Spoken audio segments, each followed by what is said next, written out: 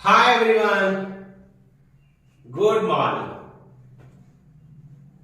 सीधा ऑनलाइन वालों को भी गुड मॉर्निंग। पिछले क्लास में मैंने आप लोगों को जलालुद्दीन खिलजी के बारे में बताया था। क्या सब पढ़े थे जलालुद्दीन खिलजी के बारे में? चलिए आप खड़े हो जाइए। तो बताइए जलालुद्दीन खिलजी का जन्म कहां हुआ था?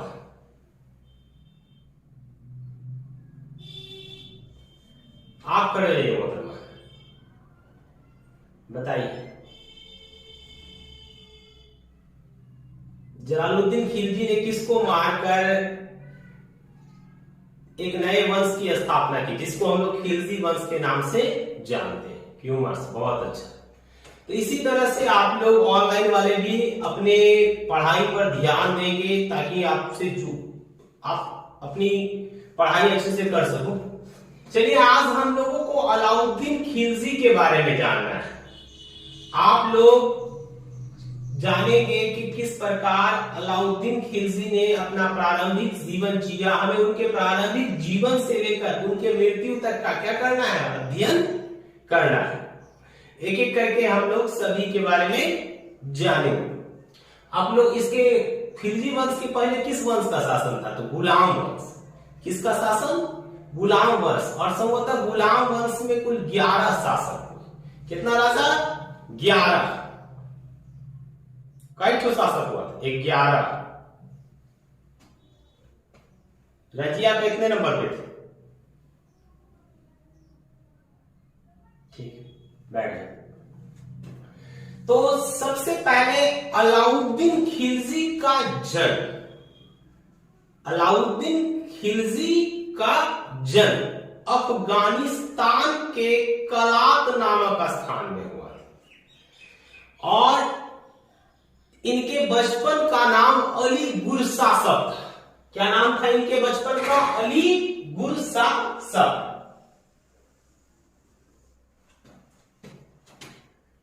जन्म कहां हुआ? जन्म स्थान। टेढ़ खींच दिए ना।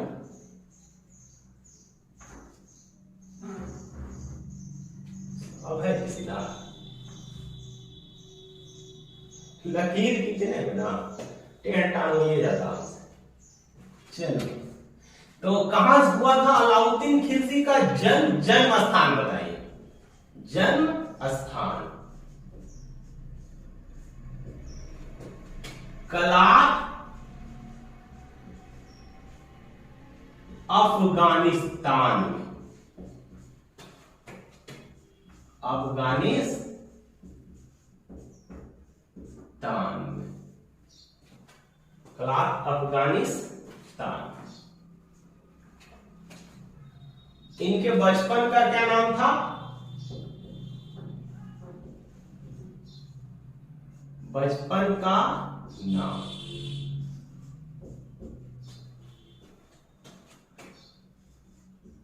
अली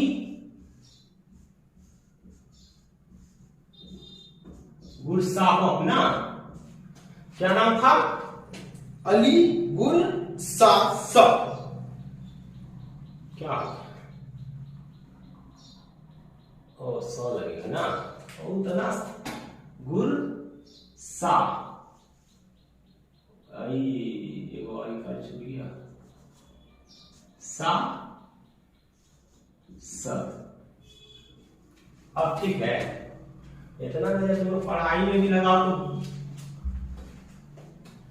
डीएम बन जाओगे। अच्छा है, हो जाता लिखने में क्या करोगे थोड़ा बहुत। अली गुरसासप। बचपन का नाम पूछी था इनका, अली गुरसासप। इनके पिताजी जो थे ना बलवन की सेना में थे। किसकी सेना में? बलवन की सेना में। इनके पिताजी का नाम था शिहाबुद्दीन मसूद। शिहाबुद्दीन मसूद जो बलवन की क्या थे? सेना में थे। बलवन के समय में जो है ही उनकी अचानक क्या हो गई? मृत्यु हो गई थी। जब अलाउद्दीन छोटा था उसी समय क्या हो गई? उनकी मृत्यु हो गई। तो पिताजी का नाम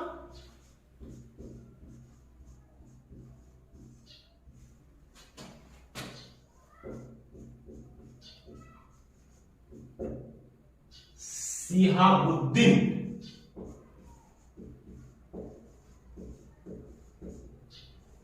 मसूद।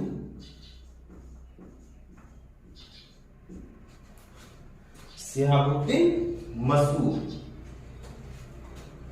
और इनका ये कुल 4 भाई थे। अलाउद्दीन को छोड़कर इनके और 3 भाई थे जिनका नाम इस प्रकार है। एक का नाम था अलमास बेग,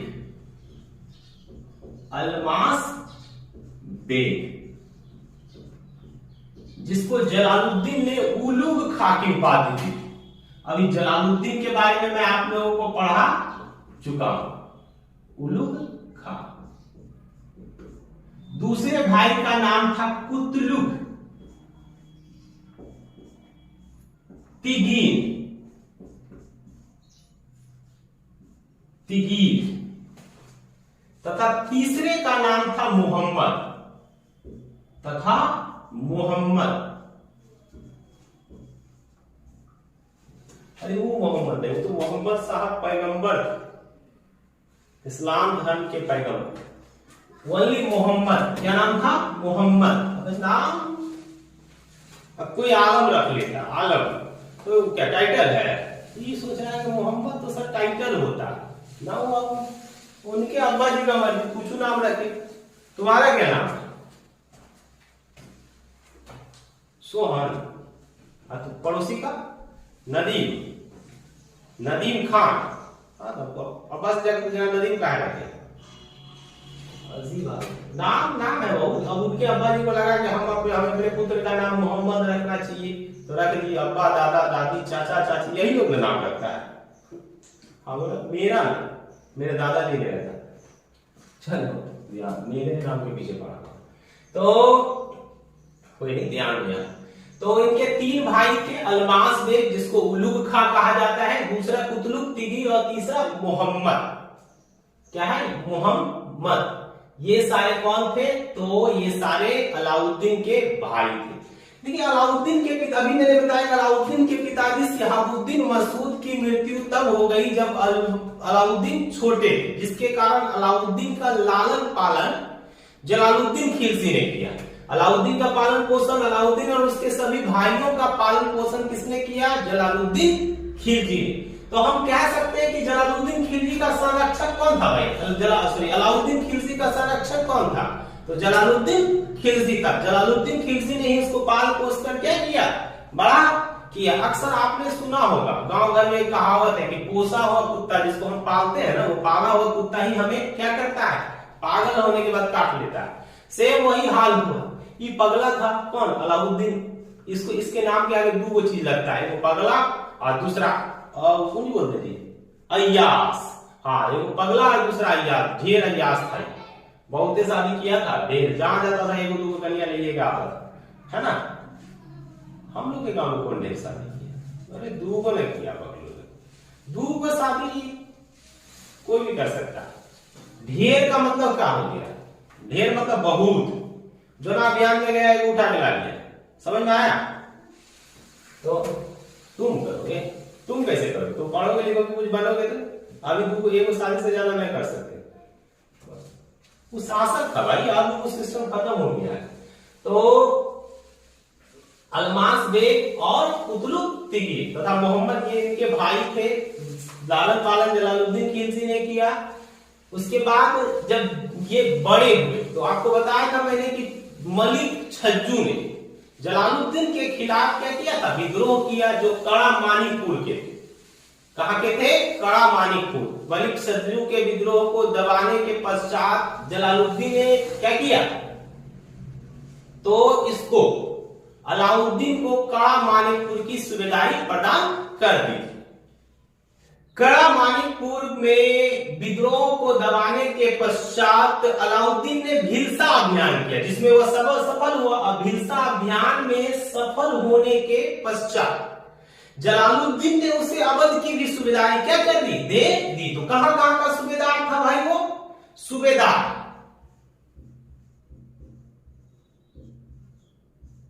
वो बना कहां का? तो पहले कड़ा मानिकपुर, जिसको हम इलाहाबाद के नाम से अभी जानते हैं।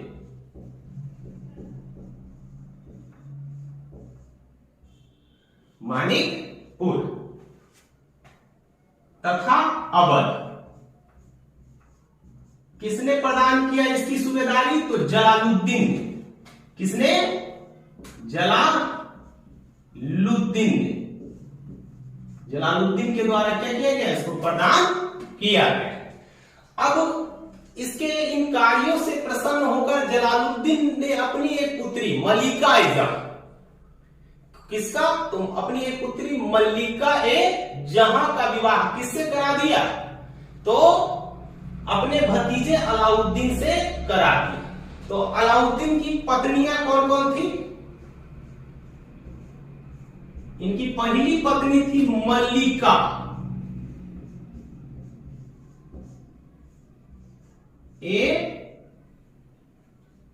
जहां। किसकी पुत्री थी? जलालुद्दीन की। जलालुद्दीन की पुत्री।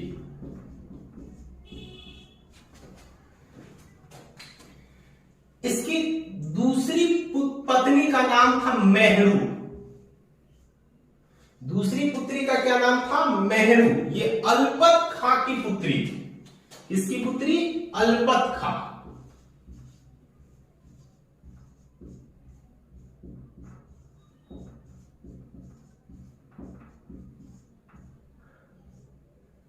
जिसका संबंध कहां से है? गुजरात से। अलपत खां। इसकी तीसरी जो पत्नी थी ना, उसका नाम था कमला देवी। इसके बारे में मैं आगे आप लोगों को बताऊंगा। जो रायकर्ण बघेल की पत्नी थी, जिससे बाद में अलाउद्दीन ने क्या किया? विवाह कर लिया। और इसकी चौथी पत्नी हुई झल्या पाली,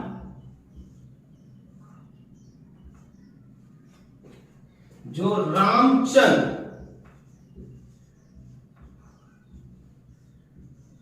देव की पुत्री थी।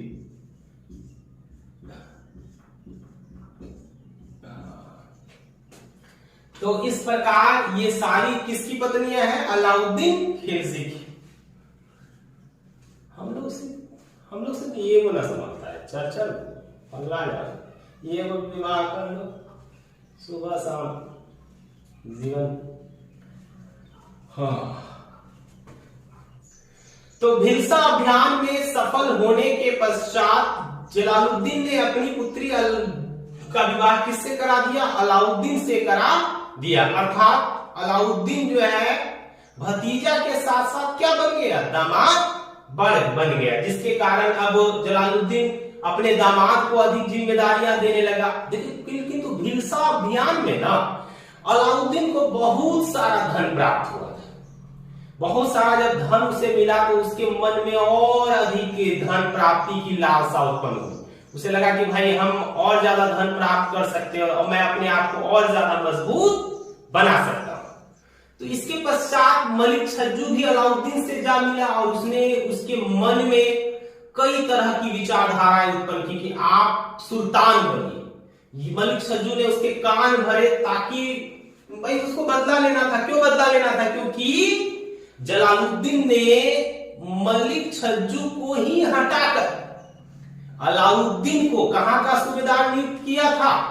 तो कड़ा मानिकपुर का सूबेदार नियुक्त किया। तो अलाउद्दीन को भी लगा हाँ भाई, हमारे सहयोग से तो जलालुद्दीन शासन कर रहा है, हम सहयोग ना देंगे तो हिम्मत है बुढ़वा का कि शासन कर लेगा। उसकी नजर में बुरा ही था ना। तो उसके बाद सुल्तान के मन में क्या हुआ? तो उसके बाद अलाउद्दीन के मन में सुल्तान बनने की इच्छा जाग गई। उसने जलालुद्दीन से अनुमति मांगा कि मुझे चंदेरी पर आक्रमण करना है। किस पर? चंदेरी पर। उसने एक विशाल सेना मांगी। किससे? जलालुद्दीन से। और विशाल सेना मांगने के पश्चात वह चंदेरी अभियान के लिए निकला। लेकिन रास्ते में उसने क्या किया? अपना लक्ष्य बदल दिया। अब वह देवगिरी की ओर निकला, जो दक्षिण भारत में स्थित है। उसने सुना था कि देवगिरी के शासक के पास बहुत सारा धन है। तो वह देवगिरी के गया और वहां के शासक देवगिरी के शासक पर आक्रमण कर दिया। आक्रमण करने के पश्चात उसने कई महीनों तक देवगिरी को लूटा और बहुत सारा धन क्या किया, प्राप्त किया। तो धन लेकर वह कहां आया, कड़ा मानिकपुर आया। कड़ा मानिकपुर आकर उसने क्या किया, जो है अलमास बेग, अपने भाई अलमास बेग के हाथों एक चिट्ठी जो है ना, किसको भिजवाया, जलालुद्दीन, कि मुझे क्षमा कीजिए, मैंने आपकी अनुमति के बगैर देवगिरी पर आक्रमण किया है और मैं बहुत सारा धन वहां से लेकर आया हूं। आप आए और कड़ा मानिकपुर से सारा धन लेकर जाएं। अगर आप नहीं आइएगा तो मैं बंगाल चले जाऊंगा और बंगाल जाकर क्या कर लूंगा, आत्महत्या कर लूंगा। जलालुद्दीन पता है भाव विहोलित हो गया, भाई उसका दामाद है, दामाद को कुछ हो जाएगा तो बहुत बड़ी बात है। हमारे यहाँ दामाद को पुत्र से ज्यादा महत्व दिया जाता है। तो जलालुद्दीन निकले, अलमास बेग ने उनको समझाया कि मुझे ना कुछ डाउट लग रहा है, मुझे लग रहा है कि दाल में कुछ काला, दाल में कुछ निकाला है, दामाद है मेरा, वो निकाला है। तो ढेर क्या समझ, आपको पता अलमास बेग भी उनका दामाद था, लेकिन ये दूसर का टाइप का दामाद था। तो बोला कि नहीं, हम मुझे ना कुछ गड़बड़ लग रहा, बाकी आप समझिए। बोला हम सुल्तान है कि तुम है, बोला आप ही है। बोला ठीक है चलिए। गया हूं जहां अलाउद्दीन ने क्या किया, इख्तियार हुद और मलिक मोहम्मद सलीम के साथ मिलकर सुल्तान की हत्या कर दी और उसके सिर को पूरे कड़ा मानिकपुर में घुमाया। और 19 जुलाई 1296 को उसने 19 जुलाई 1296 को उसने बलबन के महल से अपना राज्याभिषेक कराया। बलबन के महल में क्या करवाया, अपना राज्याभिषेक करवाया, है ना। मैंने बताया भी था पिछले क्लास में, क्या कहा था, इख्तियार जो जलालुद्दीन बर्नी ने, जियाउद्दीन बर्नी, उसने कहा था कि अभी सुल्तान के कटे सिर से रक्त बहना बंद ही नहीं हुआ था कि अलाउद्दीन ने शाही चंदोवा अपने सिर पर रख लिया। 19 जुलाई 1296 को उसने बलबन के महल से क्या करवाया, अपना राज्याभिषेक करवाया। तो कब करवाया अपना राज्याभिषेक उसने,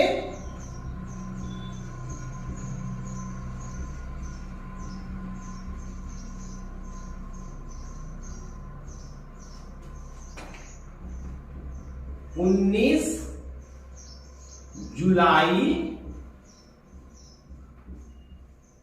1296, कहां पे, बलबन के महल।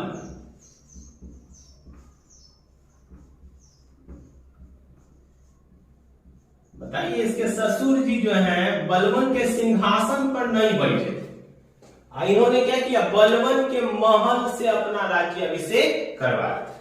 अपना राज्याभिषेक कराने के पश्चात बलबन ने शासन की नीति अपनाने का विचार किया। उसने सर्वप्रथम अलाइल मुल्क नामक व्यक्ति को दिल्ली का कोतवाल और अपना सलाहकार नियुक्त किया। आपको जानकर आश्चर्य होगा, आप जानते हैं कि अलाउद्दीन खिलजी एक निरंकुश शासक था। उसने दिल्ली में अपनी मर्जी से शासन किया, वह किसी की सलाह नहीं लेता था। लेकिन अलाइल मुल्क जो था, वो इकलौता ऐसा व्यक्ति था जो अलाउद्दीन खिलजी को सलाह देने की क्या रखता था, हिम्मत रखता था। मतलब कोना का हिम्मत है, अलाउद्दीन खिलजी मुंडे का है, कुछ करेगा, मुंडा काट देगा। ऐसा तो शासक अभी होना चाहिए ना, लोकतंत्र में ना चलेगा वो ऐसा शासक। वो राजतंत्र था, राजतंत्र का अजबे उभाल था। किसी ने कुछ कहा, शासक को अच्छा नहीं लगा, ला पकड़ के चढ़ा इसको ऊपर, मुंडी उड़ा दे, यही हाल था। तो शासन मतलब राजगद्दी पर बैठने के बाद अलाउद्दीन ने क्या किया, तो सबसे पहले अपना एक सिद्धांत बनाया। उसने राजस्थान के एक काजी मुर्गीस को अपने यहाँ इनवाइट किया, बुलाइए, अब बताइए कि भाई हमें कैसे शासन करना चाहिए। अलाउद्दीन का पहला सवाल था कि हमें गैर मुसलमानों के साथ कैसा व्यवहार करना चाहिए। तो मुर्गिस ने कहा कि अगर गैर मुसलमान हुई हिंदू सिख लोग, और यदि गैर मुसलमान आपसे चांदी मांगते हैं ना तो आप उनको सोना दीजिए। भाई सोना मतलब बढ़िया चीज देने ना बोल रहा है, वो बोल रहा है कि अगर कुछ मांग रहा है तो डगा दीजिए पकड़ के, एकदम भयानक। उसका कहने का सेंस यही था, तुम लोग को नहीं समझ रहा, दूसरा सेंस में बोला उसने। कई लोग समझ रहा है कि मतलब क्या 2 रुपए मांगे 5 रुपए देगा। धार्मिक लोग जानते ना अजीब होता, धार्मिक लोग खाली जो है ना, अगर ज्यादा हुआ धार्मिक है तो खाली अपने धर्म को श्रेष्ठ माने। ये संसार में कभी ऐसा नहीं होना चाहिए, ये आप लोग भी याद रखिए कि संसार में कभी भी किसी भी व्यक्ति को अपने आप को श्रेष्ठ नहीं समझना चाहिए। अरे श्रेष्ठता सब में ना है तो कोना में नहीं है, ना तो है तो सब में। श्रेष्ठता ढूंढने का प्रयास कीजिएगा तब ना। अब देखो एक कहावत सुनाते हैं तुम लोग को, है ना। एक स्कूल में 2 बच्चा पढ़ता था, मास्टर को पता था कि इसमें से पढ़ते तो बहुत सारे बच्चे थे, 2 खास था, है ना, 2 अलग था, सबसे अलग। बच्चे नॉर्मल होते हैं, अब 2 खास था। तो जब गर्मी का छुट्टी हो रहा था तो मैं इन दोनों को बुलाई, बोले एक उसमें से क्या था, भयानक बेईमान, खाली चोरी डकैती करने में रहता था, कोना का बैग से पैसे निकाल लेना, शार्पनर निकाल लेना, यही सब करता था। एक बच्चा बहुत ईमानदार था, तो जो बेईमान बच्चा था उसको बोला कि तुम ये जो 1 महीने का गर्मी का छुट्टी दे रहे हैं तो तुमको लोग एक डायरी देते हैं, दोनों को काम करके आना। तो जो बच्चा बेईमान प्रवृत्ति का था ना उसको बोला कि जाओ तुम 2-4 बच्चा ईमानदार बच्चा, मतलब तुम 2-4 आदमी 5 आदमी 10 आदमी जितना आदमी तुमको ईमानदार दिखेगा ना उसका नाम लिख के लाना। दे दिया उसको। अब ईमानदार वाले को क्या बोला कि तुम बेईमान लोगों का नाम लिख के लाना। दोनों को दिया, गर्मी का छुट्टी खत्म हुआ, दोनों आया, दोनों अपना अपना मैम डिमांड की, भाई वो डायरी तुम दो, तुमको मैंने काम दिया था। हाँ मैम दिए थे। दोनों चुपचाप सुकुर मुकुर करके बैठा है। हाँ हम लोग होमवर्क नहीं बनाते थे तो क्लास जाते थे तो सुकुर मुकुर करके बैठल जाते थे। ये लोग होमवर्क बनाया था, ऐसा नहीं होमवर्क नहीं बनाया था। ठीक, तो जो है डिमांड किया, पहले बेईमान वाला को बुलाया जो लड़का चोरी डकैती में आगे, लड़े निकालो रजिस्टर। बोला मैम हम एको का नाम नहीं लिखे। बोला काहे नहीं लिखा? बोला हम गांव में बहुत खोजे कि मुझे गांव में ऐसा कोई भी व्यक्ति नहीं दिखा जो ईमानदार। अब उसका रजिस्टर खाली था, तो उसके पश्चात जो है मैम ने उस लड़के को बुलाया जो पहले से क्या था, ईमानदार था। उसे बुलाकर पूछा कि भाई तुम्हारा रजिस्टर कहाँ है, दिखा थोड़ा रजिस्टर।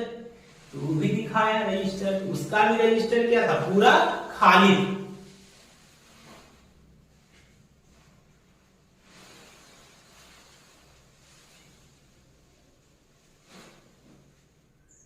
तो मैम उससे पूछी कि भाई तुम्हारा रजिस्टर क्यों खाली है? मतलब मैम मुझे भी पूरे गांव में ऐसा कोई भी व्यक्ति नहीं दिखा जो ईमानदार ना हो, सब में मुझे ईमानदारी नजर आए। तो भाई आप समझ गए होंगे कि जो ना जैसा होता है उसको पूरी दुनिया वैसी ही नजर आती। इसके पश्चात क्या हुआ? इसके पश्चात जो है जब पूछा मुर्गी से कि प्रभु अब आप बताइए कि आप सैलरी कितना लीजिएगा। मतलब बाबू हम सैलरी लेंगे तुम्हारे घुड़सवार से 1000 गुना ज्यादा। अलाउद्दीन सोच में पड़ गया, अरे बकलो उतना तो हम न कमाते हैं, तोरा कहां से देंगे, ना चाहिए तोरा जितना मसला का। मन में उसने ऐसा सोचा। उसने तब जाकर मुर्गीस को कहा कि महाराज आपको कुछ कहना है क्या? आपको पता नहीं कि मैं भी मुसलमान हूं? मैं भी क्या हूं? मुसलमान हूं, और मेरी पीढ़ी भी मुसलमान रही।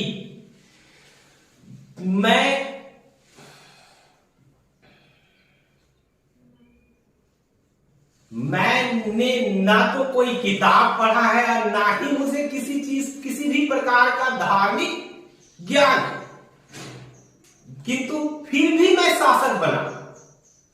मैंने यह सत्ता अपने शक्ति के दम पर हासिल की है और मैं अपनी शक्ति के दम पर ही इस पर क्या करूंगा, शासन करूंगा। अब मुझे नहीं पता कि कयामत के दिन अल्लाह मेरे साथ कैसा व्यवहार करे। ऐसे भी खिलजी वंश के जितने भी शासक हुए ना, उसने धर्म को राजनीति से क्या रखा, अलग रखा। उसका मानना था कि एक राजा को एक राजा की तरह व्यवहार करना चाहिए, ना कि एक धार्मिक व्यक्ति की तरह। क्योंकि राजा का काम ही होता है क्या करना, तो प्रशासन चलाना। उसके लिए प्रशासन में सभी पद क्या होते, सभी व्यक्ति एक जैसे होने चाहिए। मंदिर तो उनके मस्जिद बना है, मंदिर मस्जिद का बात अलग है बाबू। तेरा पास शक्ति होगा तो तू तोड़वा के बना सकता है कुछ, पावर। अब उनके पास पावर है तो उनको जो मन में आएगा वो करेंगे। धार्मिक लोगों को क्या किया, वो ठेका दिखा दिया जो बकलो है, तो उन्मा सबका बात माना था, ना माना। तो वैसे उनको लगा कि मंदिर तोड़ देना चाहिए तो तोड़ दिया। जिनके पास पावर होता है उनको जो मन में आएगा वो करेंगे। कोना का मुंडी काटना है तो कोनो विरोध में बोल दिया, बोला कोई बुला पकड़ के लाया मुंडा, बोलो कर चढ़ा काट दो।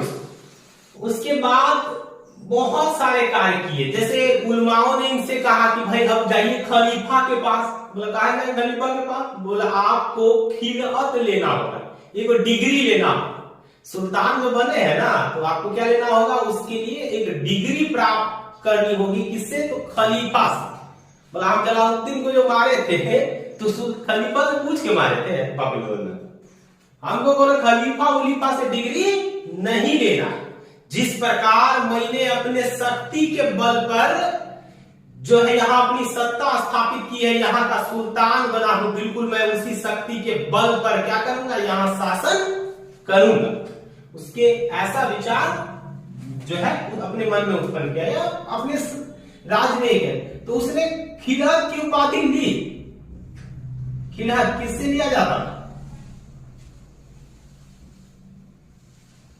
खलीफा से। किससे, खलीफा से। खलीफा से खिलहत की पदवी ली नहीं, है ना। सबको साइड कर दिया इन्होंने, जितने भी धार्मिक लोग थे इनको क्या कर दिया इन्होंने, साइड कर दिया। इसके पश्चात अलाउद्दीन ने सर्वप्रथम कुछ योजनाएं बनाई। और वो इन योजनाओं को क्या करना चाहता था, क्रियान्वित करना चाहता था। उसकी सबसे पहली योजना थी विश्व विजय। किसकी, विश्व विजय। विश्व विजय की योजना को क्रियान्वित करने के लिए ही उसने सिकंदर-ए-सानी की उपाधि धारण की। हम लोग अलाउद्दीन खिलजी को द्वितीय सिकंदर भी कहते हैं। क्यों, क्योंकि वह दूसरा ऐसा व्यक्ति था जो जिसने पूरी दुनिया को जीतने का क्या किया, मतलब एक ऐसा प्रयास किया। निकला तो नहीं था, लेकिन उसने सोचा कि हम पूरी दुनिया को क्या कर लेंगे, जीत लेंगे। इसलिए इनको हम क्या कहते हैं, सिकंदर-ए-सानी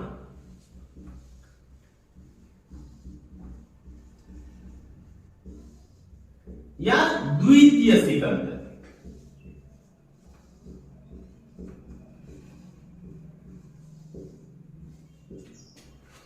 तो जैसे ही ये सिकंदर मतलब विश्व विजय को निकलने वाला था, तो इनके जो मुख्य सलाहकार अला उल मुल्क।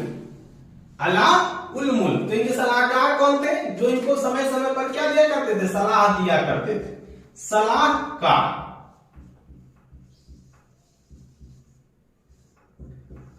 अल्लाह नाम जो है नाजबे अजीब लगता है। हाँ क्या करोगे, अब इनके पापा जी ने रखा होगा नाम। तो ज्यादातर पापा मम्मी दादा दादी यही लोग लगाते हैं। मेरा नाम मेरे दादाजी ने रखा था। नाम में कोई चीज रखा था नहीं।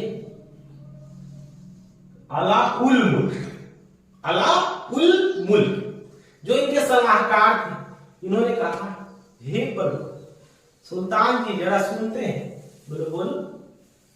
तो बोले आप जो है ना ये जो ख्याल रखे हैं विश्व विजेता बनने का, त्याग दीजिए। लगता है क्या त्याग, ये इसलिए कि तो विश्व विजेता नहीं बने सकते, हम बने सकते। तो इसलिए नहीं बन पाइएगा क्योंकि आपके पास सिकंदर के जैसा कोई गुरु नहीं। सिकंदर विश्व विजेता तभी बना था जब उसके पास उसके गुरु और विद्वानों की एक टोली थी जो उन्हें समय समय पर सलाह देते रहते थे कि कैसे कैसे क्या करना है। उसके पश्चात सिकंदर क्या बना? विश्व विजेता बना। बोला हाँ बात तो ठीक है बोल रहे हो तुम, हमारे पास तो कोई गुरु है नहीं। तो बोला छोड़ देते हैं इस नीति को, क्या कर देते हैं, त्याग देते हैं, छोड़ विश्व विजेता बनेगा, टेंशन में बहुत ऐसे। बोला चल एक और काम करते हैं। अब कोना काम पगला हो गया, नहीं कौन पगला राजा के विचार में, इनको इनके नाम अजीबे था। बोला बोला कौन है? बोला हम देखो धर्म चलाएंगे। क्या चलाएंगे? धर्म। बोला धर्म चलाएंगे ये का? बोला हम एक और धर्म बनाएंगे। जैसे ही बोला तो उलमा लोग विरोध करने लगा। बोला ना हम इस धर्म बनने नहीं देंगे।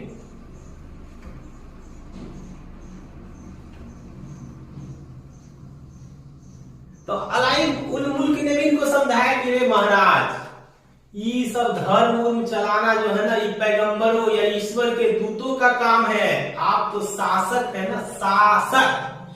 आप शासक वाला काम कीजिए ना। ये को ना कभी धर्म चलाते हैं, कभी विश्व विजयी करने के लिए निकल जाते हैं। आप सुल्तान हैं, आप सुल्तान की भांति क्या कीजिए, काम कीजिए। तो अब इसका दो योजना फेल हो गया।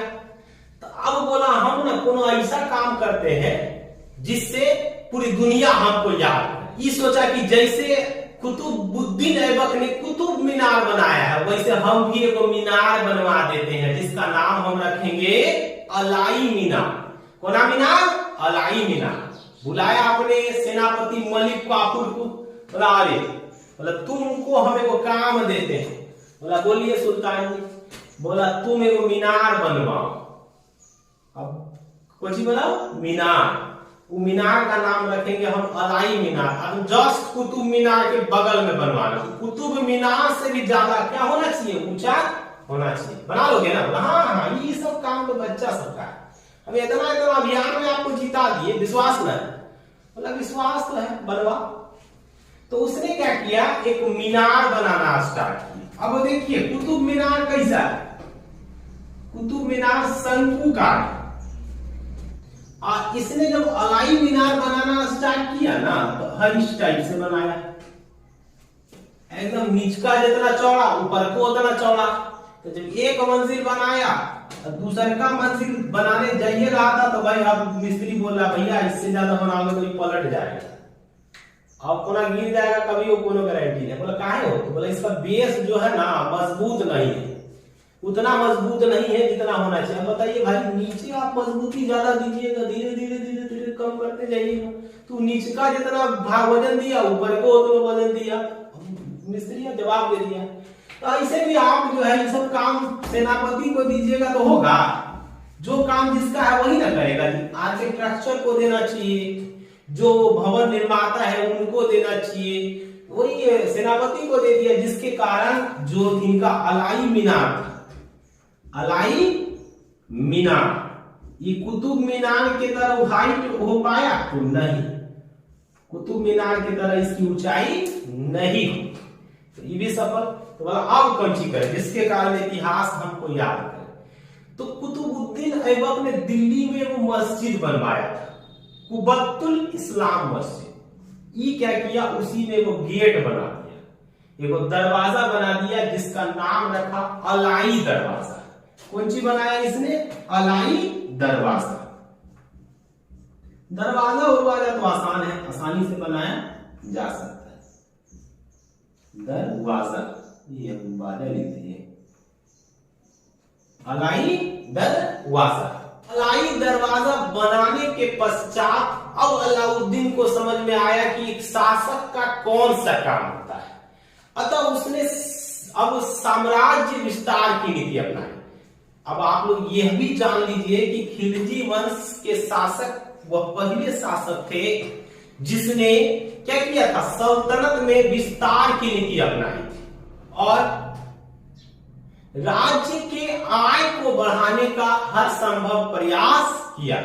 इन्हीं कारणों से जो है अलाउद्दीन खिलजी के खिलाफ कई विद्रोह, जिसमें सबसे पहला विद्रोह जो था ना वो था नवीन मुसलमानों का, जिसको जलालुद्दीन ने मंगोलपुरी में क्या किया था, बसाया था। नवीन मुसलमान जब गुजरात अभियान से लौट रहे थे ना, तभी उन लोगों ने जो है लूट के धन में अपना हिस्सा मांगा। तो नुसरत शाह इसके ये थे, सेनापति थे उस समय। तो नुसरत शाह ने कहा कि भाई हमें आपको 1/5 हिस्सा देना, यानी 20% हम देंगे। मतलब काहे, बाकी सारे सुल्तान तो 80% दे रहे थे।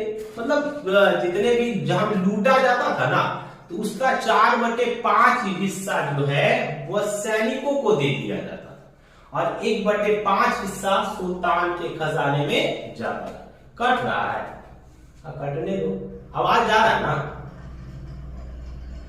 ऑनलाइन वाले ये कर रहे हैं कि कट रहा है वीडियो, मेरा पिक नहीं आ रहा, मेरा इमेज नहीं आ रहा पूरा। अच्छा मेरा इमेज, हमको तो रोजे देखते हो ना जी, ना देखते हो ना, ये देखो दिखेंगे हम तो कहा है। आवाज सुनिए, बोर्ड में देखिए कि बोर्डवा वाला समझ में आ रहा है, समझ में आना चाहिए, मैं दिखूं या ना दिखूं। तो उसके बाद क्या हुआ, लूट के धन में उसने हिस्सा मांगा। तो 1/5 भाग देंगे, बोला उसमें क्या हो गया, विद्रोह कर दिया सैनिकों ने, नहीं भाई हमको 4/5 भाग चाहिए। तो अलाउद्दीन गुस्सिया गए, जिसके कारण जो है ये नवीन मुसलमान जो थे ये भागकर हमीर देव और रायकर्ण की सेना में जाकर शामिल हो गए। उसी समय अलाउद्दीन ने लाखों जो है नवीन मुसलमानों के परिवार और बच्चों और बीवी उबी को क्या किया, बर्बा दिया। भयानक जो है वो कत्लेआम हुआ, कहां पर, दिल्ली में। लाखों लोगों को मौत के घाट क्या कर दिया गया, उतार दिया गया। तो पहला विद्रोह जो है कि किसने किया, नवीन मुसलमान विद्रोह, नवीन मुसलमान।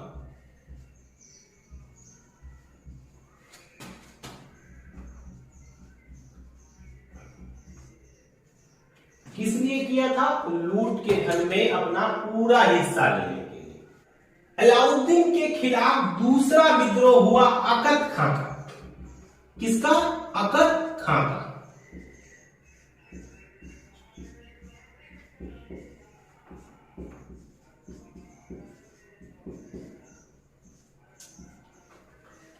अब भाई ये अकद खां कौन थे, तो एक बार जो है अलाउद्दीन जा रहे थे रणथंबोर अभियान के लिए। किस अभियान के लिए, रणथंबोर अभियान के लिए जा रहे थे। तो रास्ते में उनके मन में इच्छा हुई कि भाई चलो एक बार शिकार कर लेते, बीच में कोई जंगल था, वो निकले अकेले शिकार करने के लिए। उनके उनको दास को ना डाउट हुआ, मतलब चल भाई पीछे पीछे जाते हैं चुपके चुपके अलाउद्दीन के। उसी समय क्या हुआ, अलाउद्दीन के भाई मोहम्मद के पुत्र अकद खां ने जो बड़ा निशाना, मतलब साधे हुए थे, नजर गड़ाए हुए थे कि अलाउद्दीन जैसे अकेले मिले ना, हम इनका मुंडा क्या करे, गायब कर दे। उसने आक्रमण कर दिया अकद खां पे। तो उसके 1-2 गुलामों ने मिलकर क्या किया, उसकी रक्षा की, अलाउद्दीन की रक्षा की। फिर भी अलाउद्दीन क्या हो गया, घायल हो गया, बेहोश हो गया। बेहोश हुआ तो सैनिकों ने उनको घेर लिया, जो उनके सैनिक थे, अलाउद्दीन के सैनिक तब तक पहुंच गए, उन्होंने घेर लिया। अकद खां को लगा, और यह अफवाह फैला दी सैनिकों ने कि अलाउद्दीन मारा गया। तो अकद खां को लगा कि भाई अब तो अलाउद्दीन का काम खत्म। तो वो उसी भरोसे से अब निकल गया दिल्ली की तरफ। तभी जो है अलाउद्दीन ठीक हुआ, उसके सैनिकों ने क्या किया, अलाउद्दीन के जो भतीजे थे अकद खां को पकड़कर किसको सौंप दिया, अलाउद्दीन को सौंप दिया। जिसके बाद उसकी क्या कर दी गई, हत्या कर दी गई। तो अलाउद्दीन के बहुत बड़े शत्रु का क्या हो गया, अंत हो गया। अलाउद्दीन के समय में तीसरा प्रमुख विद्रोह मंगू खान का हुआ। किसका, मंगू खान, जो कि अलाउद्दीन की बहन का पुत्र था। मंगू खां अवध का सूबेदार था और उसने बदायूं के सूबेदार मलिक उमर के साथ मिलकर क्या किया, तो अलाउद्दीन के खिलाफ विद्रोह कर दिया। अलाउद्दीन के सैन्य अधिकारियों एवं सैनिकों ने मिलकर दोनों को पकड़ा और उसे क्या किया, उसे सुल्तान के सुपुर्द कर दिया। बाद में सुल्तान ने उन दोनों की क्या कर दी, हत्या कर दी, उन दोनों को मार दिया। इसके पश्चात जो अंतिम विद्रोह हुआ ना अलाउद्दीन खिलजी के खिलाफ, वो सबसे ज्यादा जटिल था।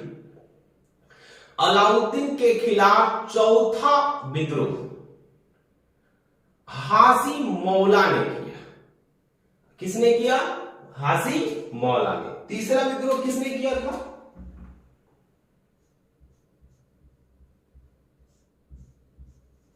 मंगू खान का विद्रोह।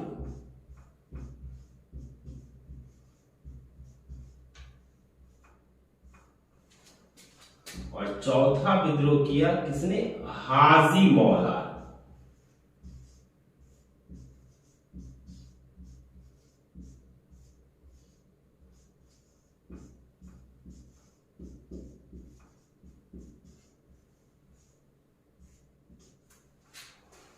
हाजी मौला जो कि अलाउद्दीन के समय में सहना के पद पर नियुक्त थे, और अलाउल मुल्क, मैंने बताया कि अलाउल मुल्क कौन थे, दिल्ली के कोतवाल, दिल्ली के कोतवाल और अलाउद्दीन खिलजी के मुख्य सलाहकार थे।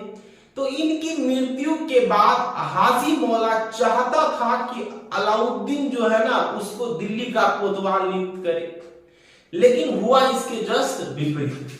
अलाउद्दीन ने तिमिज नामक व्यक्ति को क्या किया, दिल्ली का कोतवाल नियुक्त कर दिया। इससे हाजी मौला क्या हो गए, तो वह खफा हो गए, किससे, सुल्तान से। और सुल्तान अलाउद्दीन किसी योजना को पूरा करने के लिए दिल्ली से बाहर गए थे। तभी हाजी मौला ने क्या किया, इल्तुतमिश की एक पुत्री से उत्पन्न पुत्र, यानी इल्तुतमिश के नाती को दिल्ली की गद्दी पर बैठा दिया। अब ले बड़का जोल हो गया। अलाउद्दीन को पता चला कि भाई दिल्ली की गद्दी उसके हाथों से निकल गई है, अब क्या किया जाए। उसने एक विशाल सेना के साथ क्या किया, दिल्ली पर आक्रमण किया। हाजी मौला पकड़ा गया, उसके साथ जिसको दिल्ली की गद्दी पर बैठाया था ना शाही शाह, उसको भी पकड़ा गया। और उसके साथ साथ इनके परिवार के जितने सदस्य थे ना सबको अलाउद्दीन ने मौत के घाट उतार दिया। किसके घाट, मौत के घाट उतार दिए। लेकिन अलाउद्दीन वास्तव में दिल्ली सल्तनत का एक योग्य और यूं कहिए कि विद्वान शासक था। कौन विद्वान, हम कैसे कह रहे हैं इनको, कहा जी इनको विद्वान क्यों कह रहा हूं मैं इनको विद्वान इसलिए कह रहा हूं क्योंकि वह पहला शासक था जिसने अपनी कमियों को जानने का प्रयास किया। इसने जानना चाहा कि आखिर वह कौन से कारण है जिसके कारण मेरे विरुद्ध बार बार विद्रोह हो रहा है। उसने सर्वप्रथम विद्रोह के कारणों को क्या किया, जानने का प्रयास किया। तो उसको पता चला कि भाई विद्रोह के कारण क्या किए हैं, आखिर क्या वह कारण है जिसके कारण सूबेदार हो चाहे इक्तादार हो चाहे अन्य सेनापति क्या कर रहे थे, विद्रोह कर रहे थे। तो सबसे पहले उसने क्या जानने का प्रयास किया, तो विद्रोह के कारणों, किसको,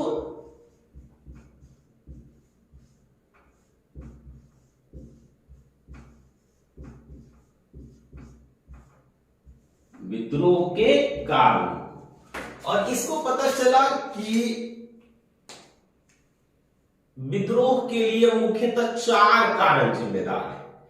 पहली का कारण जो पता चला कि सुल्तान जो प्रजा के कार्यों से अनभिज्ञ है ना, इस कारण से प्रजा इसका लाभ उठा रहे थे। दूसरा, विद्रोह कर कौन रहे थे, अमीर वर्ग के लोग जिनके पास अपार धन संपत्ति थी। अब बुखल का विद्रोह करेगा जी, बुखल का तो हमेशा जो गरीब लोग है ना उनके दिमाग में सेट रहता है कि हमें क्या करना है, किसी तरह अपने परिवार का पेट पालना है। दिन भर काम करना है और रात में आके किसी तरह उनके लिए पर्याप्त भोजन उपलब्ध कराना। वो बेचारा गरीब आदमी वो को ना विद्रोह करेगा, कोनो फायदा है उसको विद्रोह करके? ना जी, उसको हिम्मत नहीं कर पाएगा विद्रोह करने का। विद्रोह कर कौन रहा था? जिसके पास अपार पैसा। और ऐसे भी मैंने आप लोगों को समझाया है कि पैसा है तो सब कुछ, पैसा है तो संसार आपको सलाम देगा। जिन जनों के पास पैसा नहीं तो ढोलक बजाओ, आपका कुछ होने वाला नहीं। बाप बड़ा ना भैया, सबसे बड़ा रुपया, यही जीवन का सार है। आज जो ना समझा इस चीज को, उसका जीवन इस धरती पर बेकार है। तो अब क्या हुआ? दो कारण पता चला। तीसरा और जो सबसे महत्वपूर्ण कारण था ना, वह था अमीरों का एक जगह इकट्ठा होना। अमीर एक जगह इकट्ठा होते थे और क्या करते थे? तो सुल्तान के जो षड्यंत्र करते थे, यहीं से योजनाएं तैयार होती थी। क्या तैयार होती थी? योजनाएं, कैसे सुल्तान को पराजित किया जाए या नए सुल्तान का चयन किया जाए। ये लोग जमा कहां होते थे?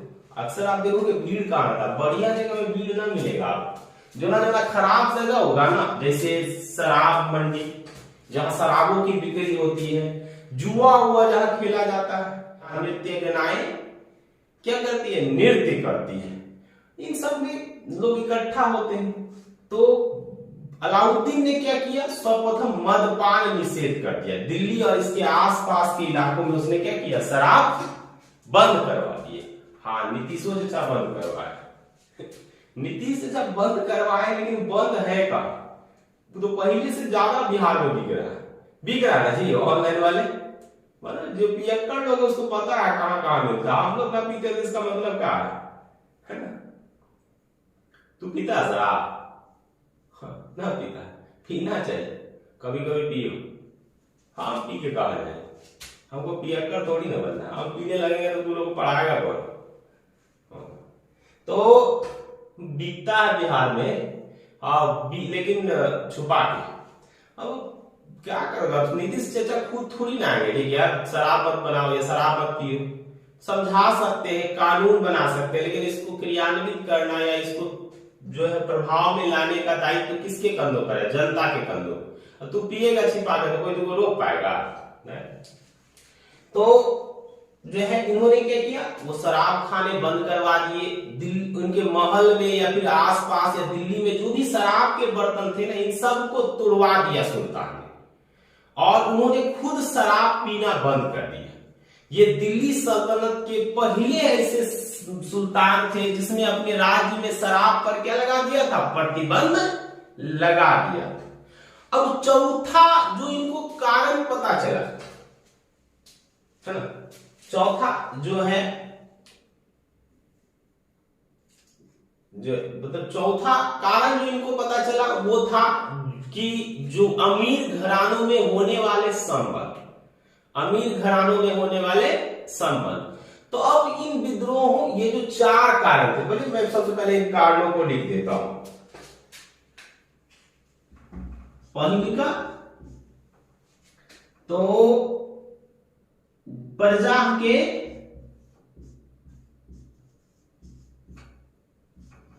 कार्यों से अनभिज्ञता,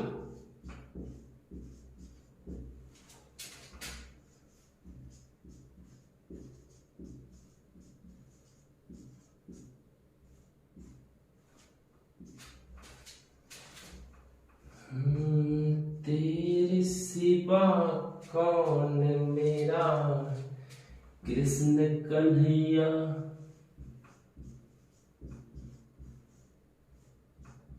मझधार किनारे से लगा दे मेरी नैया, और जो ना करे पढ़ाई वो भविष्य में चराएगा गोरू और गैया।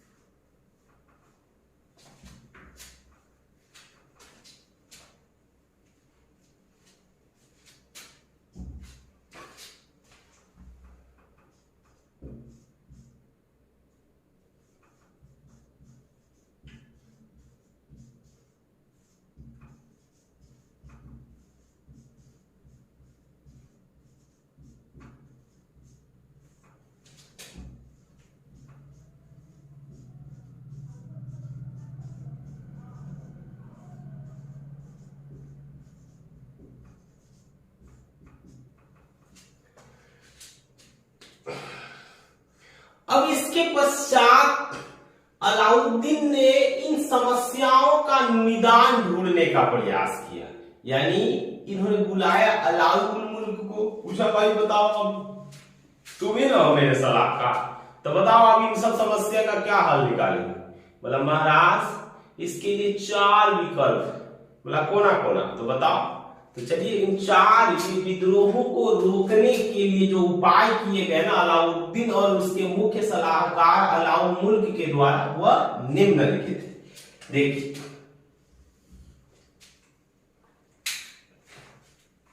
सर्वप्रथम क्या लिखना है, विद्रोह को रोकने के उपाय।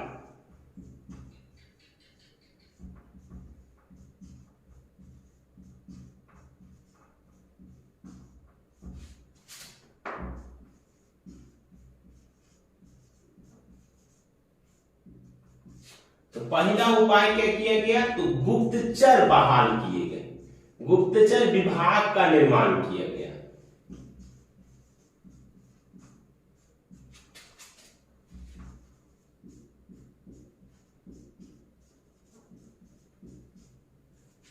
गुप्तचर विभाग का निर्माण हो।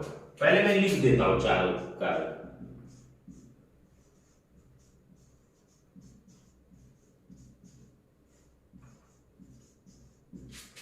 अमीरों से धन छीन लिया गया,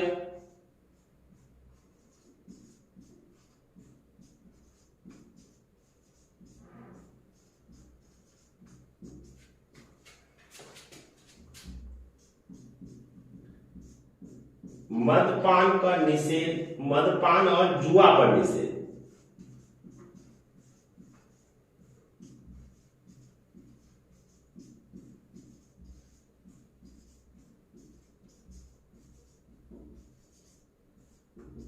चौथा था बिना अनुमति के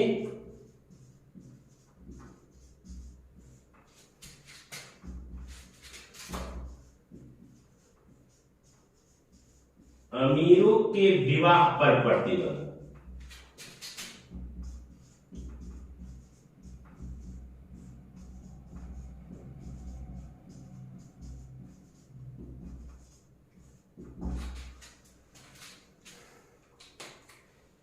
तो विद्रोह को रोकने के लिए अलाउद्दीन ने 4 योजनाएं बनाई। पहली योजना थी कि उसने गुप्तचर विभाग का निर्माण किया। हालांकि गुप्तचर व्यवस्था बलबन के समय में ही प्रचलन में थी, लेकिन बलबन ने सिर्फ गुप्तचर बहाल किया था। इसने क्या किया, एक विभाग का निर्माण किया ताकि संपूर्ण क्षेत्र पर निगरानी रखा जा सके और पता किया जा सके कि कहां कहां विद्रोह के लिए योजनाएं बनाई जा रही। और इसमें बहुत हद तक जो है ना इन कार्यक्रमों ने क्या किया, अलाउद्दीन के खिलाफ होने वाले विद्रोहों को समाप्त कर दिए। दूसरा था अमीरों के पास, दिल्ली के अमीरों के पास, जिसके पास ज्यादा संपत्ति थी, उनकी सारी संपत्तियां छीन ली गई। सभी जमीनें उनसे छीन ली गई, धन संपत्ति सोना चांदी जो भी था ना उनसे छीन कर राजसी खजाने में क्या कर दिया गया, जमा करा दिया गया। पूरा एकदम बिल्कुल छीन लिया सब कुछ। जो सरकारी जमीनें थी, जो मदरसा वगैरह वक्फ बोर्ड की जो जमीनें थी, इन सबको भी छीन कर क्या किया गया, खालसा भूमि में परिवर्तित कर दिया गया। उसके बाद मद्यपान और जुआ पर प्रतिबंध लगा दिया। अब भाई मद्यपान और जुआ पर प्रतिबंध काहे लगाया, तो कोई बताओ, आप बताइए। देखिए जहां ना मद्यपान होता है, दैट मींस जहां लोग शराब पीते हैं, डेफिनेटली अब कोई बहुत कम लोग ऐसे होते हैं जो अकेले पीते हैं। वो क्या करता है, 2-4 लोग का टोली बना लेगा, 2-4 लोग बुला लेंगे, इकट्ठा हो जाएगा, 100 प्लानिंग चलेगा। कोना विद्रोह का योजना होगा तो चल पार्टी करते हैं, तब विद्रोह करेंगे, तब योजना बनाएंगे। तो न पार्टी होगा और न योजना बनेगा। जब योजना नहीं बनेगा तो उसका क्रियान्वयन क्या होगा। एक सबसे इंपॉर्टेंट कार्य जो अलाउद्दीन ने किया था, बोला ये एक जगह लोग ज्यादा संख्या में इकट्ठा नहीं हो सकते, जो ना पकड़ा गया तो पकड़ के कूच देंगे। और इसे थे अलाउद्दीन खिलजी।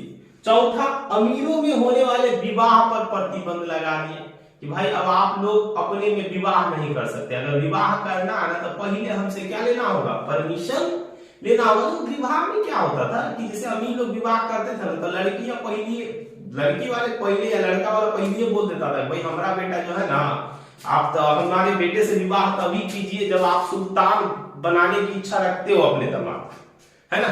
ये सुल्तान बनना चाहता है, आपको हेल्प करना होगा सुल्तान को पराजित करने में। इस प्रकार से विवाह संबंध निर्धारित होते थे। तो अपने विरुद्ध होने वाले विद्रोह के लिए लगभग जो है ना ऐसी योजना बनाकर अलाउद्दीन ने उन विद्रोहों को समाप्त कर दिए। तो विद्रोह लगभग खत्म हो गए, है ना।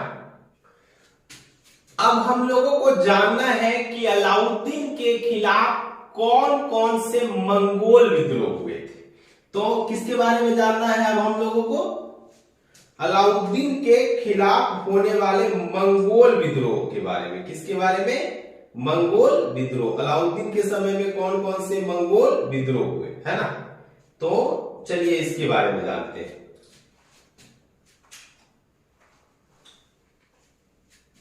इधर साइडे में लिख देते हैं, तो बजेगा बच भी नहीं।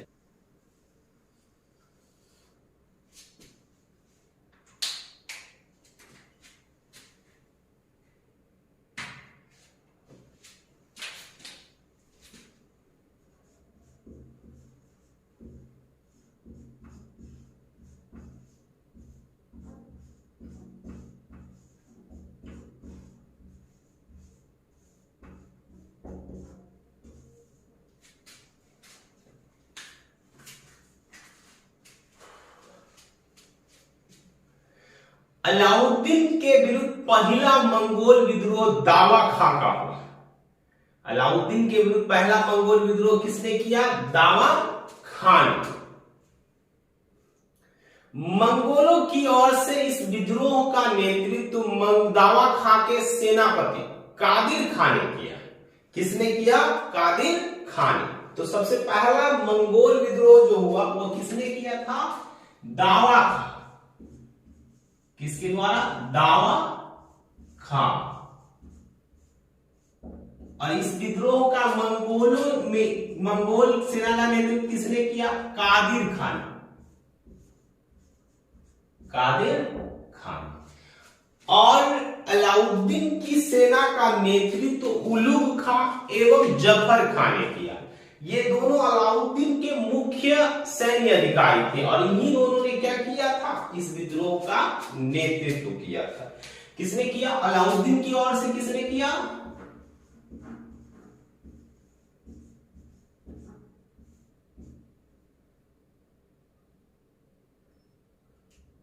उलुग खां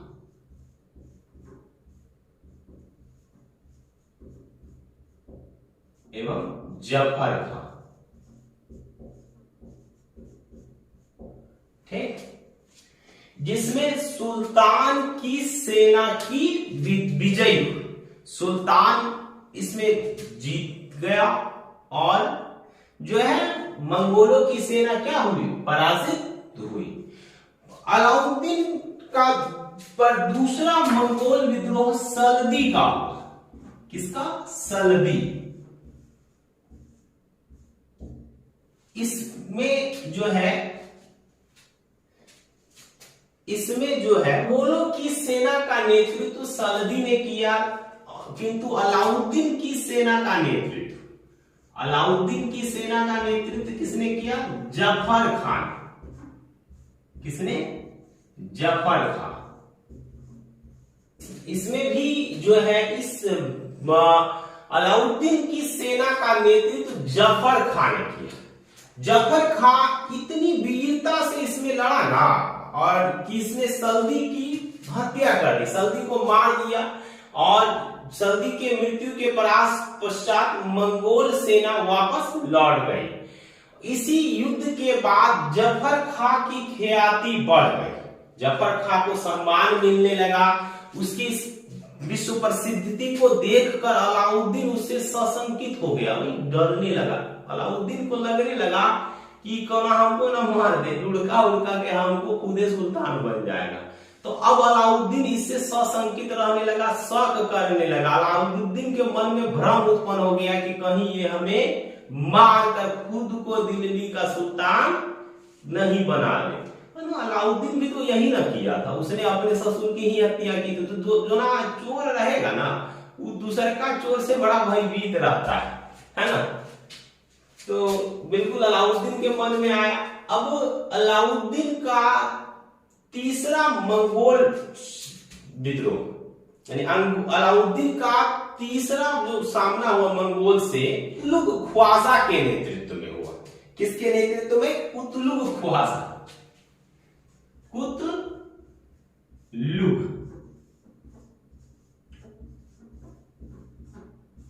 ख्वाजा। इस युद्ध में अलाउद्दीन और जफर खान ने इसका नेतृत्व किया। अलाउद्दीन एवं जफर खान दोनों ने मिलकर अलाउद्दीन की सेना का नेतृत्व, सुल्तान स्वयं इस युद्ध में भाग लिया। और इस युद्ध में जफर खान इतनी वीरता से लड़ा ना कि उसने मंगोली सेना को 10 किलोमीटर पीछे तक धकेल दिया। अकेले के दम पर उसने मंगोली सेना को 10 किलोमीटर पीछे जाने के लिए क्या कर दिया? विवश कर दिया। जब वो 10 किलोमीटर आगे बढ़ गया तो वापस लौटते समय मंगोली सेना ने क्या किया? इन पर आक्रमण कर दिया और इनकी हत्या कर दी। लेकिन इनके भय से, जफर खान के भय से मंगोली सेना ने वापस जाना उचित समझा। इतना ज्यादा खौफ था इनको। अब जफर खान की मौत की घटना को सुन के अलाउद्दीन जो है ना बेहद प्रसन्न हुआ। क्यों प्रसन्न हुआ? क्योंकि अलाउद्दीन को एकमात्र व्यक्ति से डर था अपनी सत्ता का, अपनी सुल्तानी खो जाने का। वो व्यक्ति था जफर खान। तो इस युद्ध में अलाउद्दीन की दोहरी विजय हुई। एक तो मंगोल भाग गए भारत से, और दूसरा जो उसका सबसे बड़ा, उसके मन के अकॉर्डिंग जो सबसे बड़ा शत्रु था जफर खान, वो क्या हो गया? इस युद्ध में मारा गया। तो इस युद्ध का परिणाम क्या हुआ? इसमें भी अलाउद्दीन विजयी हुआ। अब अलाउद्दीन का चौथा जो है मंगोल सामना, मंगोलों से सामना हुआ, चौथा जो मंगोली आक्रमण हुआ वो तारगी के नेतृत्व में हुआ। इस समय अलाउद्दीन की सेना जो है पूरी तरह से थक चुकी थी, इसलिए अलाउद्दीन ने युद्ध न करने की नीति अपनाई। उसने किले को बंद कर दिया, किले के सारे द्वार बंद कर दिए गए, जिसके कारण मंगोली सेना भारत में दिल्ली में प्रवेश नहीं कर पाई। और 2-3 महीने के बाद तारगी अपनी सेना सहित क्या है? वापस लौट गया, है ना। तो इसमें क्या हुआ? अलाउद्दीन नहीं लड़ा। अलाउद्दीन नहीं लड़ा। लड़ता तो क्या होता? पराजित हो जाता। क्यों पराजित हो जाता? क्योंकि उसकी सेना थकी हुई थी, वो लड़ तो पाती नहीं, है ना। अब पांचवा जो मंगोल आक्रमण हुआ ना, वो अली बेग के नेतृत्व में हुआ। अली बेग के नेतृत्व में। इसमें क्या हुआ? अलाउद्दीन विजयी हुआ। अलाउद्दीन की सेना ने अली बेग को पकड़कर उसे अलाउद्दीन के हवाले कर दिया। इसका भी काम तमाम।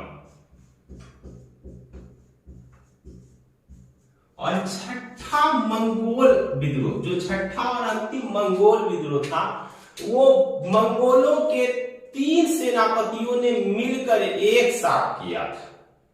इसमें मंगोली सेना का नेतृत्व ताइबू ने किया। किसने? ताइबू ने। ताइबू का विद्रोह, ताइबू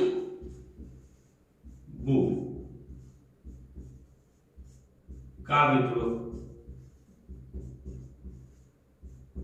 इसमें जो है अलाउद्दीन की सेना का नेतृत्व मलिक काफूर ने किया। किसने? मलिक काफूर ने। और मलिक काफूर विजयी हुआ और उसने क्या किया? सभी सेनापति, जितने भी मंगोल सेनापति थे, उन सबको मौत के घाट उतार दिया। इन सब के पश्चात अब अलाउद्दीन ने अपनी सैन्य व्यवस्था पर ध्यान दिया। उसने अपनी सैन्य व्यवस्था को मजबूत करने का प्रयास किया। अलाउद्दीन वह शासक था जिसके समय में सबसे अधिक मंगोलों के आक्रमण हुए थे। सबसे अधिक मंगोली आक्रमण को झेलने वाला दिल्ली सल्तनत का शासक कौन था? अलाउद्दीन खिलजी। अब सो देखिए ना, छह सेनापतियों ने क्या किया? अलाउद्दीन पर आक्रमण किया और अलाउद्दीन ने वीरता से इन सब का क्या किया था? सामना किया था। सिर्फ तारगी के नेतृत्व में जो आई थी सेना मंगोल, उससे उसने युद्ध नहीं किया। ये भी अलाउद्दीन की एक दूरदृष्टि का परिणाम था। अब उसने क्या किया? सैन्य व्यवस्था पर ध्यान दिया। सबसे पहले उसने जो है अस्थाई सेना का गठन किया। इक्तदारी व्यवस्था के द्वारा जो सेनाएं प्राप्त होती थी, उसके स्थान पर उसने क्या किया? अस्थाई सेना का गठन किया। तो सैन्य क्षेत्र में जो है उसके द्वारा किए गए कार्य कौन कौन से थे? तो सबसे पहला कार्य जो था अलाउद्दीन का, कि उसने अस्थाई सेना का गठन किया। किसका भाई? अस्थाई सेना का।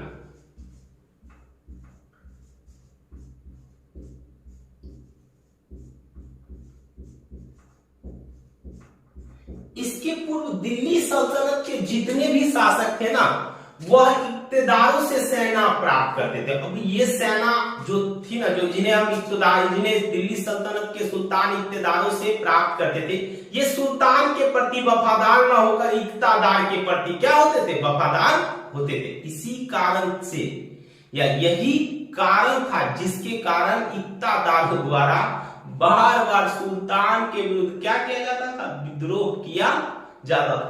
आप लोग समझ रहे हैं जी?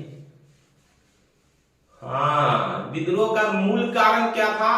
तो सेना के रख रखाव का दायित्व किसके पास था? इक्तदारों के पास। और इक्तदार ही युद्ध के समय सुल्तान को सेना अवेलेबल कराता था। तो सेना आप आप भी जिसके पास रहोगे, लगाव उसी से न रहेगा। सैलरी आपको जो देगा आप उसी को न पहचानोगे। सैलरी इक्तदार देता था, सारी व्यवस्थाएं इक्तदार करता था। वो पैसा कहां से लाता था? पैसा इक्तदार पढ़ाए थे ना।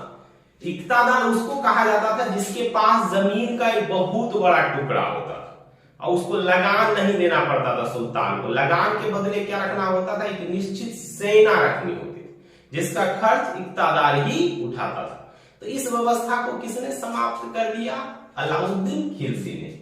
दूसरा, इसने क्या किया? सेना के हुलिया लिखने की व्यवस्था की। जैसे आजकल होता है ना कि आप आर्मी में जाओगे, डिफेंस में जाना चाहोगे, या फिर किसी भी जॉब में जाना चाहोगे जिसका संबंध कहीं ना कहीं पुलिस विभाग से या सैन्य विभाग से, तो वहां आपके निशान वगैरह चेक किए जाते हैं कि आपके बॉडी पे कहीं ऐसा कोई निशान है जो दूसरों के पास संभवतः नहीं होगा।